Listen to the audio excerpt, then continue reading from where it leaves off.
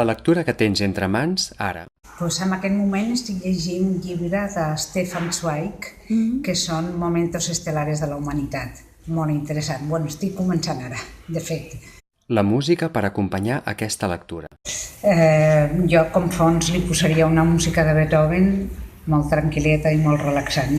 El lloc ideal, el paisatge, per a llegir aquesta lectura. Fora en un jardí, amb un entorn d'arbres i flors. I si és possible, amb so d'ocells que de tant en quant els sentis per la natura.